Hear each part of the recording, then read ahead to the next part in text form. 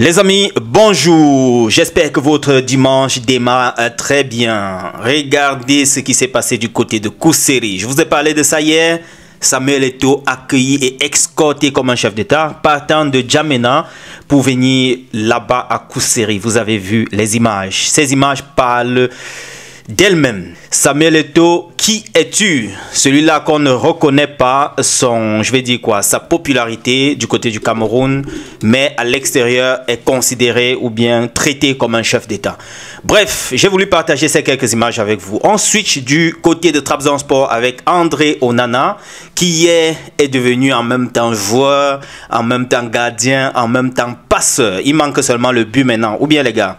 En tout cas, l'Ivoirien s'y a été bluffé par cette prestation de André Onana, qui a été passeur décisif et qui a permis à son club d'égaliser et d'arracher un point à domicile hier. Après être mené longtemps par son adversaire, André Onana a délivré une passe décisive et qui a rendu fou cet amoureux du football. Je vous laisse d'abord écouter ça et par la suite, on va enchaîner avec Choupo-Moting. J'ai toujours dit ici, vous êtes témoin, Onana c'est le meilleur gardien du monde. Onana il est solide qui est anti-balle. Il est solide qui est béton. Il est fort. Et tu dis qu'ici le gars là il est fort. C'est Manchester qui a voulu nous faire croire il est incroyable. Manchester a voulu nous faire croire que Jésus c'est un Mauritanien.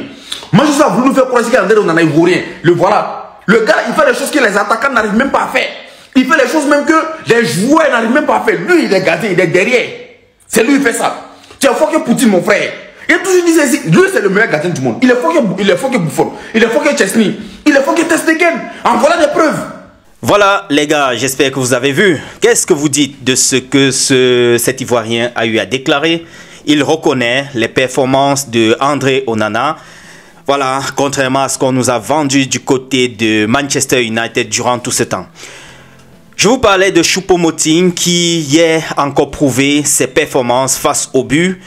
Il a marqué et a permis à son club de gagner 2-0 contre Montréal. Je vous disais déjà dans la précédente hier que Choupo-Moting se préparait donc à aller livrer ce match du côté de Montréal. Ils ont gagné 2-0 et parmi ces deux buts, Choupo-Moting n'a pas manqué d'être l'un des auteurs. Entre-temps, j'ai vu cette description, ce post venant de Camer Foot officiel qui nous décrit en fait ce que Choupo-Moting a eu à faire, à délivrer comme match, ainsi de suite. Nous allons remarquer ici qu'en 30 matchs, Choupo-Moting est à 16 buts et 3 passes décisives. Ce que nous n'avons pas de l'autre côté en ce qui concerne les adversaires les autres coéquipiers au même poste de Choupo-Moting. On parle ici de Vincent Aboubakar. Et cette illustration avec l'intelligence artificielle m'a fait un peu marrer. Vous avez vu Karl Eta Eyon, vous avez vu Christian Kofan du côté de Leverkusen, vous avez vu Choupo-Moting sur le banc de touche en train de regarder Aboubakar sur le terrain avec 44 buts, avec l'objectif d'atteindre le record de Samuel Eto'o fils. Voilà, on peut comprendre ce que cela signifie. Bref, vous allez vous faire votre petite idée. On va également mentionner ici que Bryan Mbeumo avec Manchester United ont réussi hier à venir à bout de Chelsea 2-1. Il n'a pas marqué, mais il a été l'un des artisans de cette victoire. Il a fait une performance assez, voilà, je ne dirais pas très top, mais il a fait un jeu moyen. Il a contribué à sa manière. En tout cas, félicitations pour cette première victoire face à une grosse équipe, Chelsea.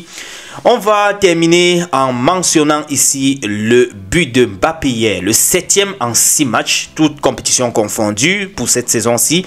Kylian Mbappé a donc marqué le but hier, c'était face à Espanyol. Voilà, j'y arrive, c'était face à Espanyol. Kylian Mbappé marque ainsi en Liga son 5e but. Et 7e but en toute compétition confondue. Il faut rappeler que dernièrement, il a fait un doublé. C'était en Champions League. Voilà. Donc, il est actuellement le top meilleur buteur, le top scorer de la Liga.